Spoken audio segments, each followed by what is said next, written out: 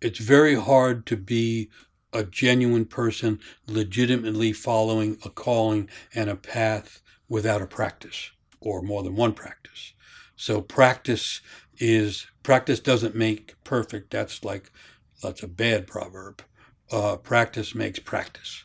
So that's one thing to realize when we're in the difficulty of why is the practice not working at this point. There is this old idea of practice makes practice, and therefore adjustments to the practice are part of the path. But I really sympathize. So many things that can serve as practice are upended by the isolation from community, the presence of all kinds of interferences. Anyway, I don't know what the specific practice might be. But so again, I would put it into the arc of transformation and say that because we are in the ground of transformation, in other words, when you look at the collective and you have some people trying to go backwards to find some America they want to pretend used to be there, even though what they're after wasn't really there. And then you have other people wanting to get to the future as soon as possible and develop the next, kind of overall plan. They're both being frustrated because we're in this middle space of the liminal.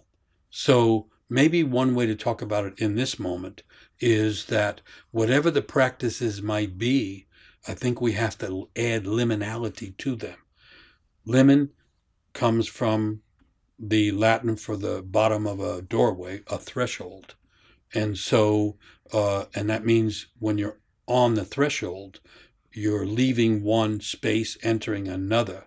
And we're like in an extended liminal period where betwixt and between is the practice, or it's part of the practice. So I don't know if that's helpful, but it is to me to think that the things that are typically practiced to me now have to be experienced with doses of liminality, which more acceptance of betwixt and between. I mean, right now, I'm standing in front of a camera. I'm standing in front of a camera, and I can't see anybody that I'm talking to. And my whole kind of practice of storytelling and spontaneous speech was developed with live people in the room. And it's actually, as many storytelling practices are, the story and the imagination is created between the speaker and the listener. And now that's altered. And so the whole practice has to change. And so I've had to imagine inside myself coming from a different place than what the place I had come from for the past 30 some odd years. So that's another interesting thing, as if to say there could be a positive side to it in the sense that practices need to have moments of reinvigoration, challenge, and change.